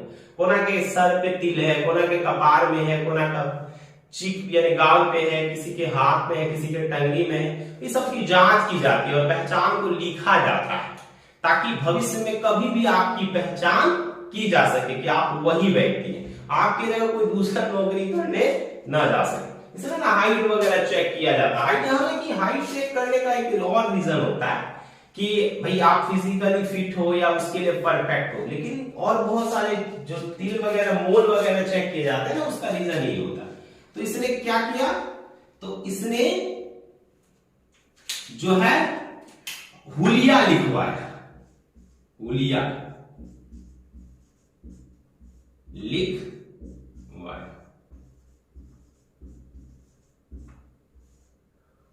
और घोड़ों को दागने की प्रथा प्रारंभ की।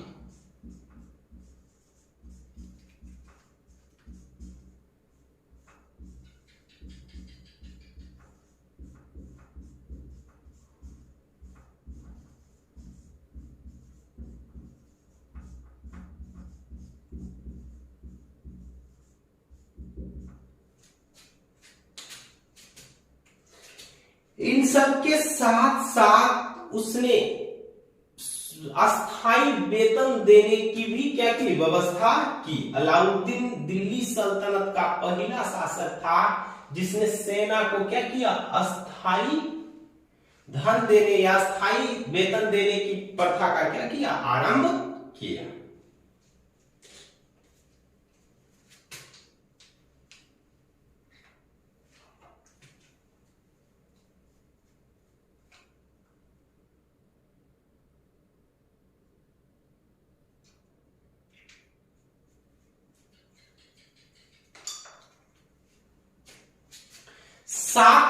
उसने सैनिकों को लूट के माल में 4/5 भाग के स्थान पर 1/5 भाग देने की व्यवस्था की। उसने कहा मैं आपको लूट के धन में 20% ही दूंगा। इसी के कारण ना दिल्ली के नवीन मुसलमानों ने क्या किया था, सुल्तान के विरुद्ध विद्रोह किया था।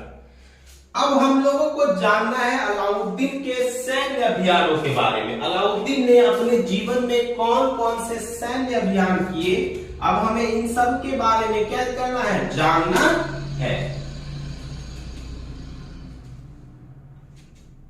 इन सब के बारे में जानना है।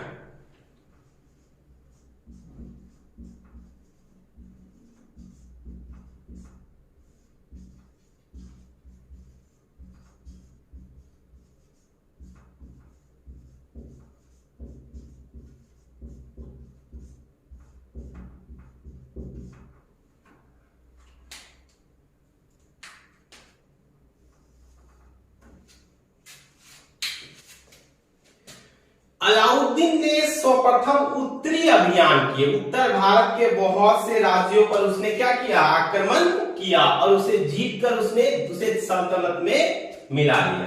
तो सबसे पहले उत्तरी अभियान किया उसने।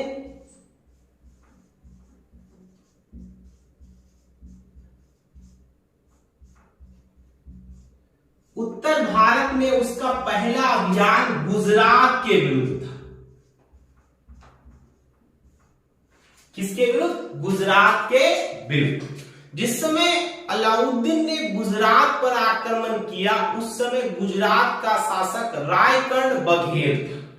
कौन था, रायकर्ण बघेल। और इस आंदोलन का नेतृत्व नुसरत शाह एवं उलुग शाह ने किया था। सल्तनत की सेना का नेतृत्व किसने किया, आपको याद रखना है, नुसरत शाह और उलुग खान ने।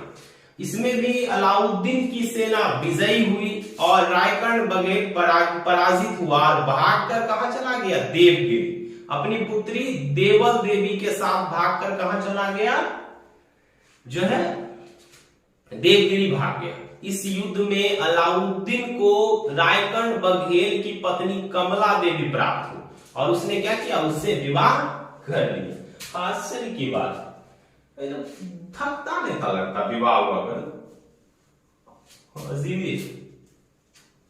इसी अभियान में नुसरत शाह ने मलिक काफूर को 1000 दिनारी में खरीदा और उसे सुल्तान को क्या कर दिया, सौंप दिया, जो आगे चलकर जो है अलाउद्दीन का विश्वसनीय सेनापति बना। और बाद में संभवतः ऐसी अफवाह है या कहावत है कि अलाउद्दीन को मलिक काफूर ने ही विष देकर क्या किया था, मार दिया। अब अलाउद्दीन के जो जीवन के अंतिम दिन थे ना, उसमें उसका शरीर काला पड़ गया। क्या पड़ गया, काला पड़ गया, जिसके कारण लोगों को लगा कि भाई उसे किसी ने क्या दे दिया है, विष दे दिया। और विष देने के कारण उसकी क्या हो गई, मृत्यु हो गई। लेकिन बहुत से विद्वानों का ऐसा मानना है कि किसी और कारण से अलाउद्दीन की क्या हुई थी, मृत्यु हुई थी। फिलहाल हम लोग उसके अभियानों के बारे में जान लेते हैं। तो गुजरात अभियान क्या हुआ, सफल रहा। गुजरात अभियान क्या रहा, सफल रहा। अब दूसरा जो अलाउद्दीन का अभियान हुआ वह हुआ नुसरत शाह के नेतृत्व में। वह था रणथंबोर अभियान।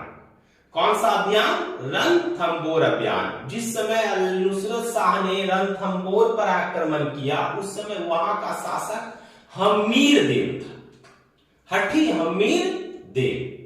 हमीर देव युद्ध के मैदान में मारा गया और इसी युद्ध में पहली बार महिलाओं ने जौहर किया। अर्थात हमें अलाउद्दीन के रणथंबोर अभियान से किसकी जानकारी मिलती है, जौहर प्रथा की। यानी इस अभियान में भी कौन सफल रहा, अलाउद्दीन सफल रहा।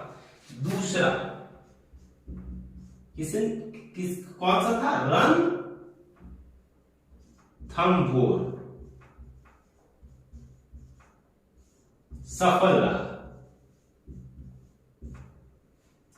अलाउद्दीन का तीसरा अभियान चित्तौड़ के विरुद्ध।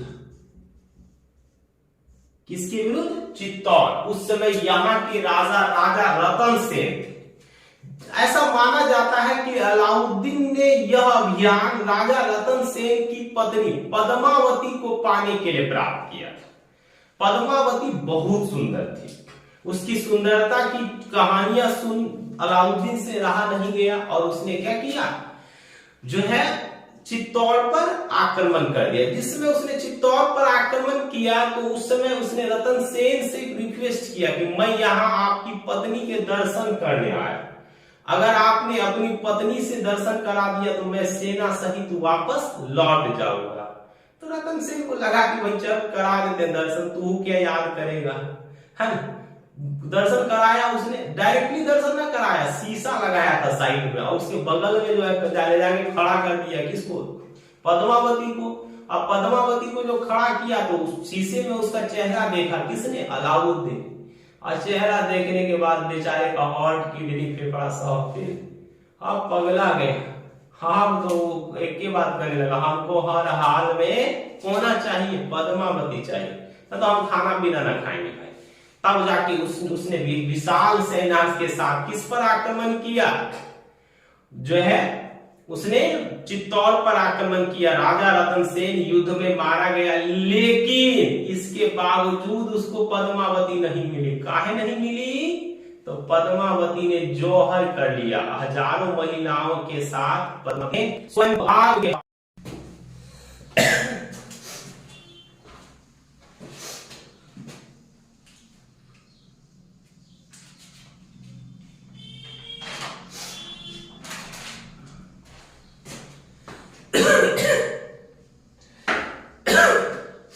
चित्तौड़ अभियान के पश्चात अलाउद्दीन ने मालवा अभियान किया।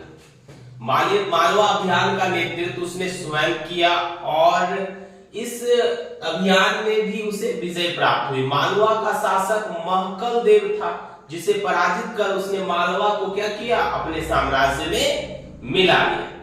इसके पश्चात उसका अगला अभियान जालोर के विरुद्ध। जालोर को भी जीतकर उसने क्या किया, अपने साम्राज्य में मिला लिया।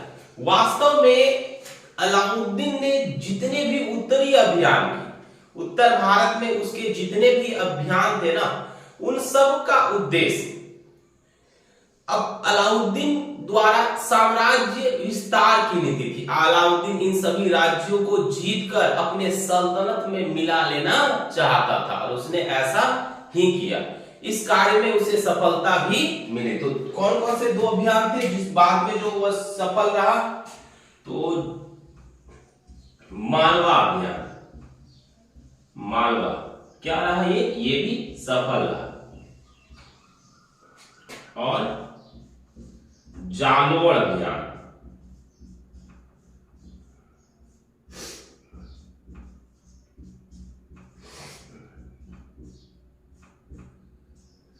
अब हमें अलाउद्दीन द्वारा किए गए दक्षिणी अभियान के बारे में जानना है। दक्षिण भारत में अलाउद्दीन ने जो अभियान किए उसके बारे में जानना है कि अलाउद्दीन ने दक्षिण भारत में कौन कौन से अभियान किए और किन किन अभियानों में उसे सफलता प्राप्त हुई। अलाउद्दीन द्वारा दक्षिण भारत में किया गया पहला अभियान देवगिरी के विरुद्ध था। किसके विरुद्ध? देवगिरी के विरुद्ध।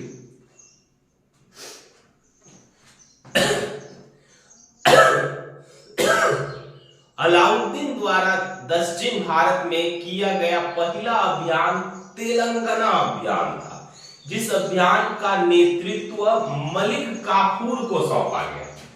मलिक काफूर एक विशाल सेना के साथ तेलंगाना पहुंचा। उसने तेलंगाना के किले को भेदना चाहा। वहां का शासक प्रताप रुद्रदेव कई महीनों तक किलों की रक्षा करता रहा और वह इसमें सफल हुआ। अंत में मलिक काफूर पराजित हुआ और वापस दिल्ली चला आया। तो प्रथम तेलंगाना अभियान में मलिक काफूर को सफलता मिली? नहीं मिली, है ना। फर्स्ट में उसने कौन सा अभियान किया? तेलंगाना।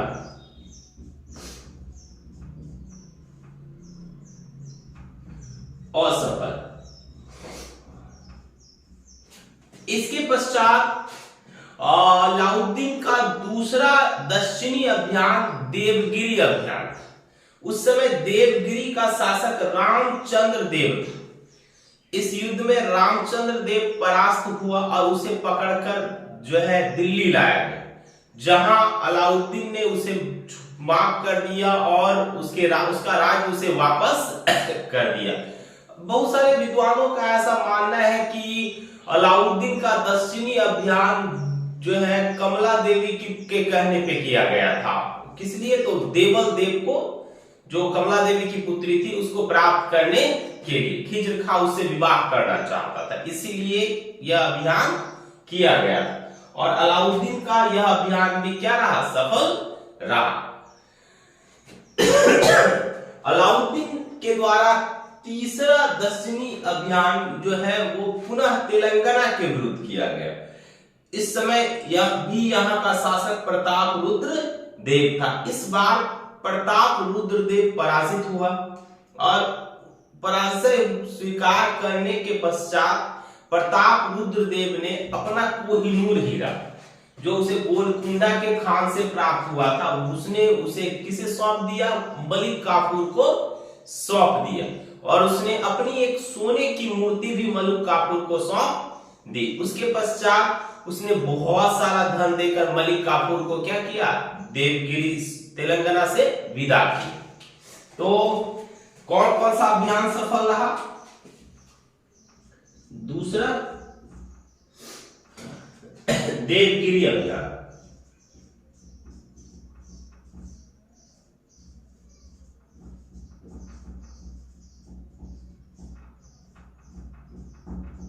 तीसरा तेलंगाना।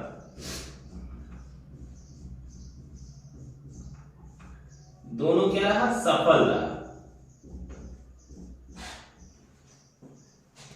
अलाउद्दीन का अगला अभियान पांड्य राज्य के विरुद्ध हुआ, किंतु वह इस राज्य को पराजित नहीं कर सका।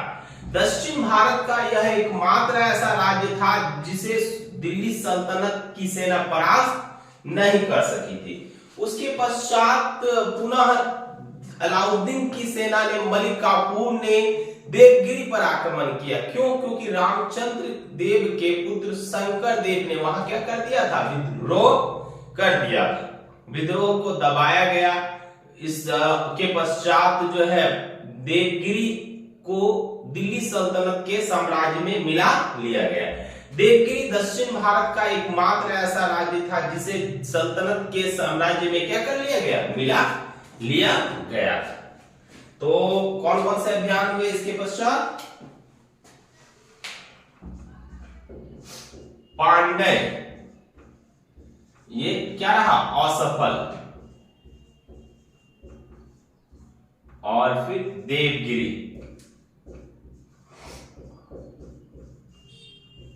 सफल।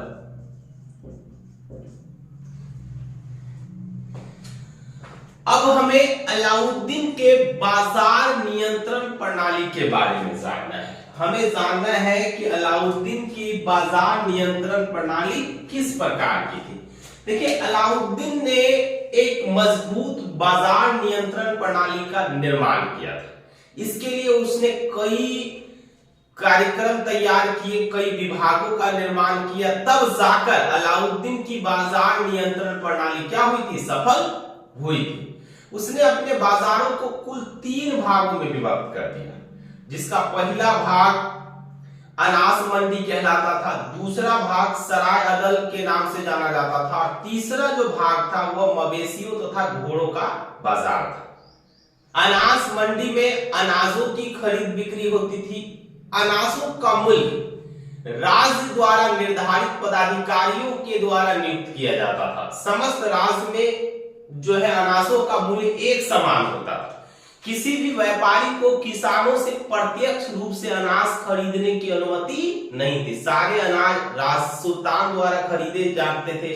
उसके पश्चात सुल्तान से निश्चित मात्रा में व्यापारियों को अनाज उपलब्ध कराया जाता था। कोई भी व्यापारी अपने गोदाम में अनाजों का संग्रह नहीं कर सकता था, ताकि काला बाजारी से बचा जा सके। और अकाल के समय अकाल के समय प्रत्येक परिवार को 20 केजी अनाज मुफ्त उपलब्ध कराया जाता था। वास्तव में अलाउद्दीन की बाजार नियंत्रण प्रणाली काफी मजबूत थी। इसने जो है एक तरह से बाजार में मौजूद भ्रष्टाचार या फिर जो भी समस्याएं थी ना, उन सभी समस्याओं पर क्या पा लिया, इजाद पा लिया। इन सभी समस्याओं पर अपना नियंत्रण स्थापित कर लिया। दूसरा जो बाजार था सराय अदल, ये महंगी चीजों का बाजार था। यहाँ महंगे वस्त्र, सोने चांदी, आभूषण इत्यादि बेचे जाते थे। तीसरा बाजार जो है मवेशियों का और घोड़ों का था। उन्नत नस्ल के घोड़े यहाँ बेचे जाते थे।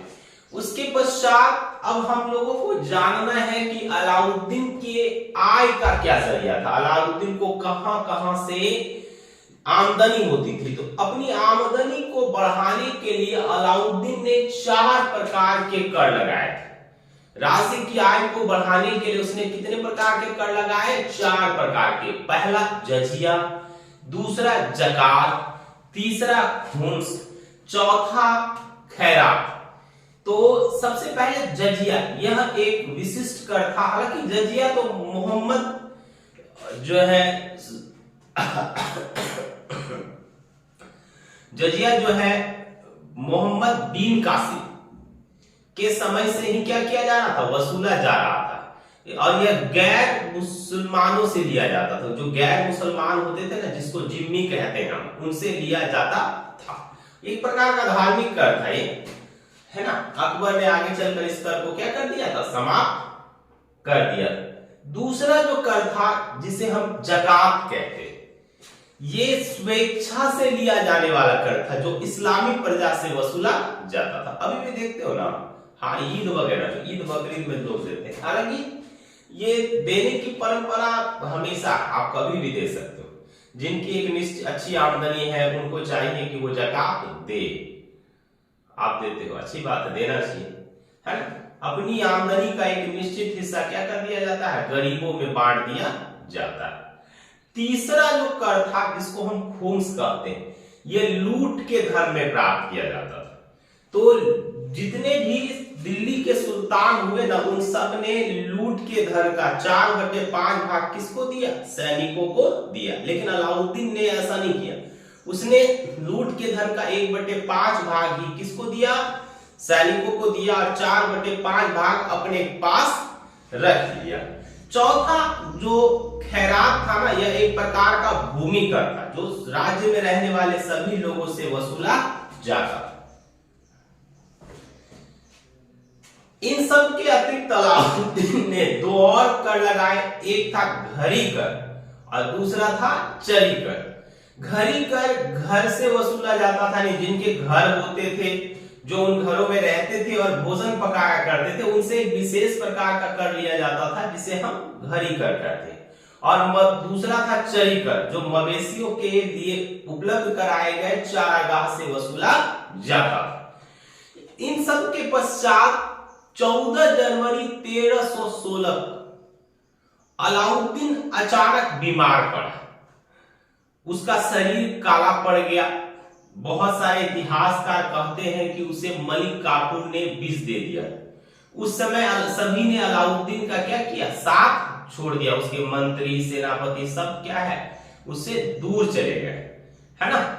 उसके बाद 14 जनवरी 1316 को उनकी क्या हो गई, मृत्यु हो गई। उन्हें दिल्ली के निकट स्थित मेहरौली में दफनाया गया, जहां आज भी उनकी कब्र है।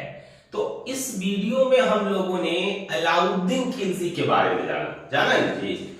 विस्तृत हम लोगों ने विस्तार से अलाउद्दीन खिलजी के बारे में जाना है। अब हम लोग अगले क्लास में जानेंगे इस वंश के अंतिम शासकों के बारे में, जिसके समय में खिलजी वंश अपने पतनोन्मुख की ओर था। तो आज इतना ही रहने देते हैं, ऑनलाइन वाले भी आज इतना ही रहने देते हैं। इसके आगे फिर नेक्स्ट क्लास में मिलते हैं।